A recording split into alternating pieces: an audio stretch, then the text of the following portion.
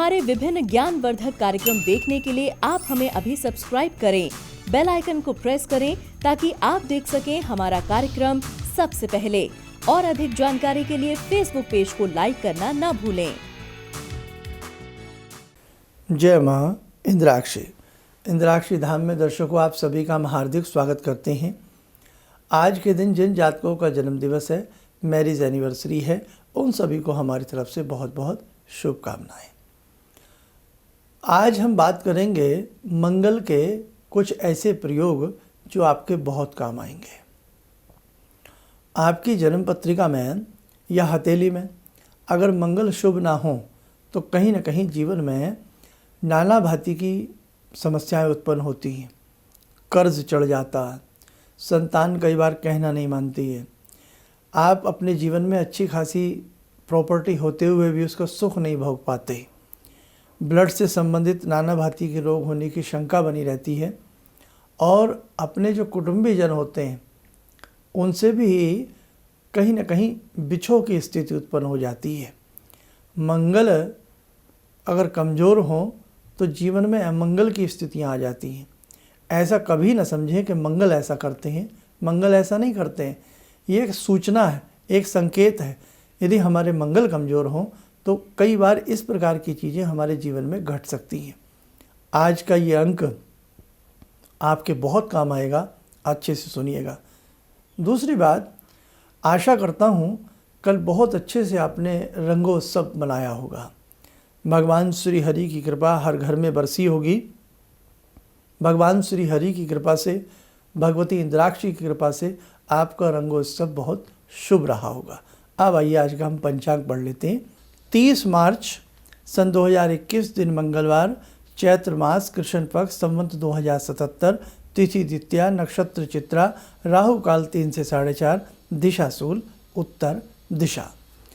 नया वर्ष भी हमारा आने वाला है और सबसे बड़ी खुशी की बात, इस बार जो हम नए संवत 2078 में है ना प्रवेश कर जाएंगे प्रथम नवरात्र से नव वर्ष में, उसके बारे में भी बहुत कुछ मैं आपको बताऊंगा। इस वर्ष के राजा भी मंगल हैं और मंत्री भी मंगल है। देखो, भगवान चाहे मंगल ही मंगल हो और मंगल की आज हम आपसे बात कर रहे हैं। तो कहने का भाव, हम अपने मंगल को अच्छा बनाएं, हम अपने मंगल को सुदृढ़ बनाएं। कैसे? आपकी मंगल की महादशा चल रही है, अंतर्दशा मंगल की है, या आपके जन्म से मंगल अंगारक दोष में है, मंगल कमज़ोर हैं। जन्म पत्रिका में या राशि के हिसाब से मंगल को 2 राशि प्राप्त हैं।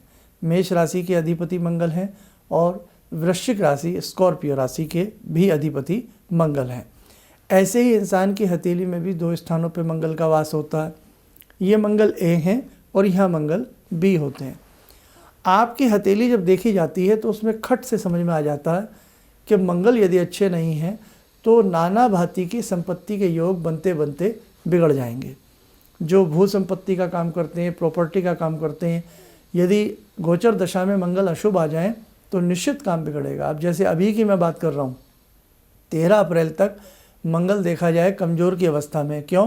क्योंकि मंगल किसके साथ चल रहे हैं? मंगल राहु के साथ बैठे हैं। राहु के साथ मंगल की युति अच्छी नहीं होती। ऐसी स्थिति में कोई नया भवन बनाने के उसमें है या कोई मुहूर्त ऐसा करना है तो 13 अप्रैल निकाल कर ही किया जाए तो अच्छा। आगे नवरात्र भी आ जाएंगे, है ना, ये सब शुरू हो जाएंगे 13 अप्रैल के आसपास से। तो कहने का भाव मेरा यही है कि जो कमज़ोर समय होता है ग्रहों का, उसे अवॉइड कर देना चाहिए। जिन कन्याओं का विवाह में अटकलें आ रही हैं तो भगवान ने चाहा ये राहु की युति जब मंगल से निकल जाएगी तो कहीं ना कहीं आपको शुभता का संदेश मिलेगा। मंगल की स्थिति आपकी कुंडली में यदि कमज़ोर है तो मैंने देखा है ऐसे व्यक्ति बुरी तरह से कर्जे में भी फंस जाते हैं। कर्ज भी ऐसे व्यक्तियों के ऊपर बहुत चढ़ जाता है। बाल बाल मैंने देखा है कई बार कर्जे में बिंद जाता है। मंगल अत्यधिक निर्बल होने पर ब्लड से संबंधित नाना भांति के रोग घेर लेते हैं। और एक बात और ध्यान रखें, जब भी आप मंगल से संबंधित कोई नग नगीना पहनते हैं तो मेरे साधकों विपरीत नगों के साथ ना पहना करें। अगर आप मंगल के लिए मूंगा रतन पहनते हैं और आपने मूंगा रतन गोमेद के साथ पहना है ये बहुत लोग गोमेद भी पहन लेते हैं, गोमेद के साथ मूंगा भी पहन लेते हैं। गोमेद पहन लेते हैं मिडल फिंगर में और मूंगा पहन लेते हैं उसके बाजू वाली उंगली में, यहाँ पर पहन लेते हैं।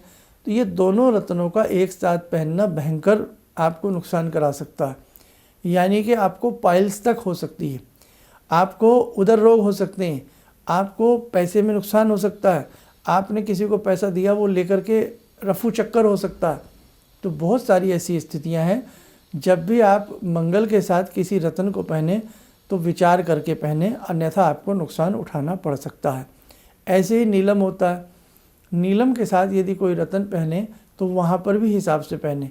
जिन लोगों को बहुत ज़्यादा जैसे दिमागी समस्याएं रहती हैं और उन्होंने चंद्र के साथ यदि गोमेद पहन लिया है तो आपको डिप्रेशन की बीमारी नहीं भी है तो आपको पकड़ लेगी धीरे, या आपको निराशा होने लगेगी, आपके मन में कमजोरी आने लगेगी, आपकी आंखों में आंसू जल्द आने लगेंगे।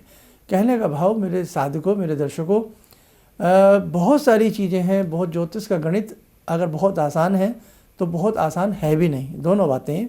इसलिए जब भी आप किसी से कोई एस्ट्रोलॉजिकल राय लेते हैं ना, मशवरा करते हैं, तो आप मेरे हिसाब से किसी सुलझे हुए व्यक्ति से राय लें तो आपके लिए ज़्यादा आपको फल की प्राप्ति होगी। अब मंगल आपकी कुंडली में एक युति और बनाते हैं। क्या बनाते हैं?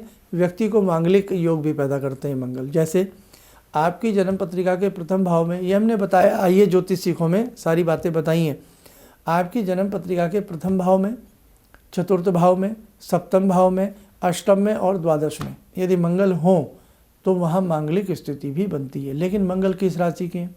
कई बार हम डबल मांगलिक होते हैं। अब ये डबल मांगलिक क्या होता है साहब?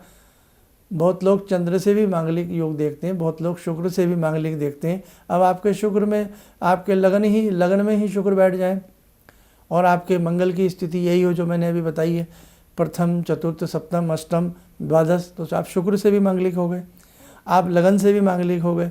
लगन में चंद्रमा भी हैं तो आप चंद्रमा से भी मांगलिक बन गए, क्योंकि चंद्र कुंडली भी बनाई जाती है मांगलिक देखने के लिए। लेकिन मुख्यतः लगन को प्रधान माना जाता है मांगलिक योग के लिए। खैर, ये बात तो अलग हुई, लेकिन मंगल से जुड़ी हुई बात थी, इसलिए मैंने आपसे ये चर्चा भी मेरा करना नितांत आवश्यक था। अब देखो, आप एक भवन बार बार बना रहे हैं। बहुत लोगों का भवन बार बार बनता है और बिक जाता है। बहुत लोगों ने बहुत प्यार से आशियाना बनाया, कभी रह ही नहीं पाए। तो मैं वहाँ राय दूंगा, आप अपने घर में अब उपाय क्या करें, है ना। ये बातें तो आप समझ गए, मेरा कहने का जो आपसे इशारा है वो तो आप समझ गए कि मंगल अच्छा ना हो तो अनेकों समस्याएं ऐसी भी आती हैं। आप तांबे के ऊपर बहुत अच्छे से मंगल यंत्र उत्कीर्ण करा लें। उस मंगल यंत्र की किसी विद्वान से पूछ करके साधना करें, बहुत बढ़िया लाभ मिलेगा। नहीं तो हर मंगलवार शिव पिंडी पर शहद मिला करके या देसी शक्कर मिला करके मीठा जल चढ़ाएं और मंगल देवता के नाम वहीं शिवालय में बैठ करके जपें हर मंगलवार। 4-6 महीने करो, अच्छा रिजल्ट मिलेगा। घर में तिल के तेल की जोत आप मंगल यंत्र के सामने जलाएं या घी की जोत जलाएं और वहाँ बैठकर भी मंगल के बीजात्मक मंत्र लाइक ओम क्राम क्रीम क्रोम से भौमाय नमः या मंगल के वैदिक मंत्र होते हैं, किसी भी मंत्र का जाप करेंगे, मंगल के 108 नाम जपेंगे, उससे भी मैंने देखा है बहुत अच्छी स्थिति उत्पन्न होती है। जिन कन्याओं का विवाह नहीं होता, मंगल चंडिका पाठ उनसे कराया जाता है। आप प्रतिदिन मंगल चंडिका का पाठ करें, लाल चुनरी सर पे लेकर के, लाल बिंदी लगा करके गिरजा स्तुति पढ़ें, बहुत अच्छे से लाभ मिलेगा। जहाँ संतान की समस्याएं हैं तो वहाँ भी मंगल के वैदिक मंत्र की राय दी जाती है कि आप मंगल के वैदिक मंत्र को पढ़ें या षष्ठी देवी के प्रयोग कराए जाते हैं। मेरे साधकों, इतना विपुल भंडार है कि इतने सारे उपाय हैं। कहते हैं ना, समस्याएं हैं तो समाधान तो है, बस उस समाधान को करने की आवश्यकता है। और ऊपर से मंगल देव की साधना, हनुमान जी की साधना भी आपके मंगल को बलवान बनाती है। आपका गुरु मंत्र, इष्ट मंत्र की साधना भी आपके मंगल को बलवान बनाती है।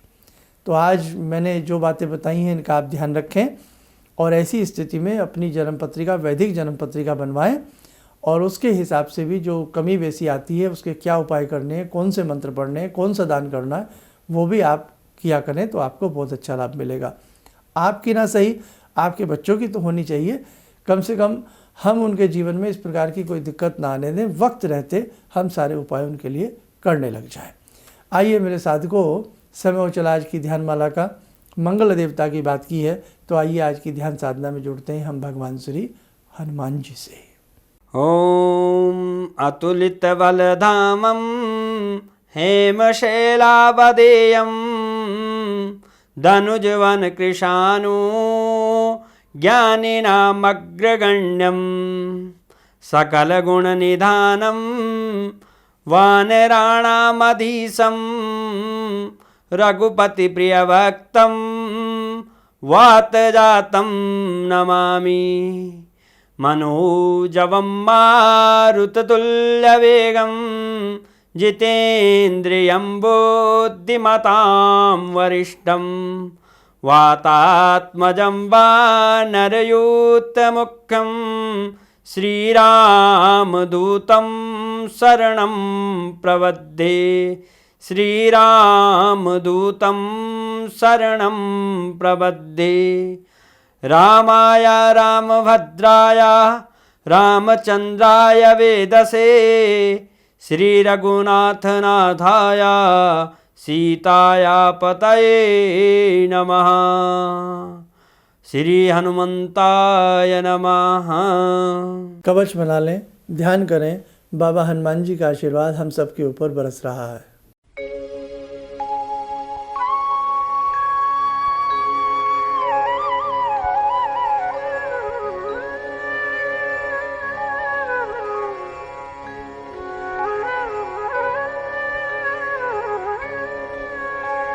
ओम बोलते हुए नेत्र खोलें, सामान्य हो जाएं। दीन दयाल विरद संभारी हरहु नाथ मम संकट भारी। अगर मंगल बहुत कमज़ोर लगता है ना, किसी भी हनुमान जी के मंदिर में बैठ जाएं शनिवार के दिन या मंगलवार के दिन, मंगलवार अच्छा रहेगा, वहाँ जाएं, हनुमान जी को नूदी के लड्डू, बूंदी के लड्डू चढ़ाएं, 2 गुलाब के फूल चढ़ाएं और हनुमान जी के श्री चरणों में जोत आदि अर्पण करके सुंदर कांड का पाठ करके आएँ। और दीन दयाल विरद संभारी हरहु नाथ मम संकट भारी, इसको बीच बीच में टेक के रूप में पढ़ते रहें, बहुत अच्छा लाभ मिलेगा। देखो, करने के लिए बहुत सारे उपाय हैं और ना करने के लिए तो फिर आलस्य है। तो इसलिए मैं अपनी हर वीडियो में अपने साधकों के लिए यही चाहता हूँ कि आप अच्छे से अच्छे उपाय करके अपने जीवन को उन्नतशाली बनाने का सदैव प्रयास करें। आप में से ऐसे बहुत साधक हैं जो हमसे ज्योतिषीय परामर्श लेना चाहते हैं, चाहे आप देश विदेश में कहीं भी रहते हैं, उसके लिए आप हमारे संस्थान में अपनी कॉल अपॉइंटमेंट फिक्स करा सकते हैं और उसके बाद आप हमसे ज्योतिषीय राय यानी कि जो भी आप परामर्श हमसे लेना चाहते हैं वो आप ले सकते हैं। और दूसरी बात, जैसे अगर मंगल यंत्र आपके पास भोजपत्र के ऊपर भी हो सकता है, भोजपत्र के ऊपर भी मंगल यंत्र, मंगल वीसा यंत्र, इनकी साधनाएं करने से भी धन धान्य की वृद्धि होती है और मंगल के जो दोष होते हैं वो दूर होते हैं।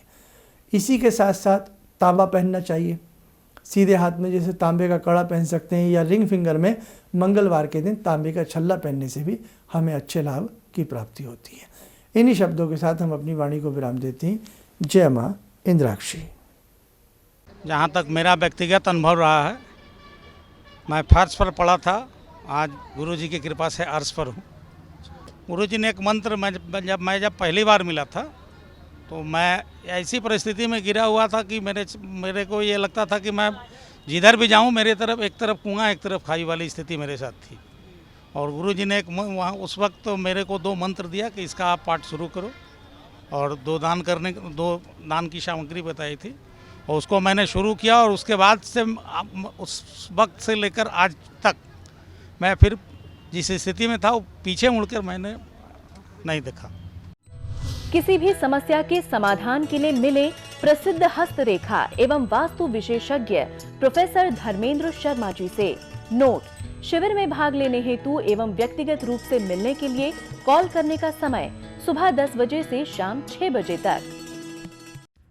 हमारे विभिन्न ज्ञानवर्धक कार्यक्रम देखने के लिए आप हमें अभी सब्सक्राइब करें, बेल आइकन को प्रेस करें ताकि आप देख सकें हमारा कार्यक्रम सबसे पहले। और अधिक जानकारी के लिए फेसबुक पेज को लाइक करना न भूलें।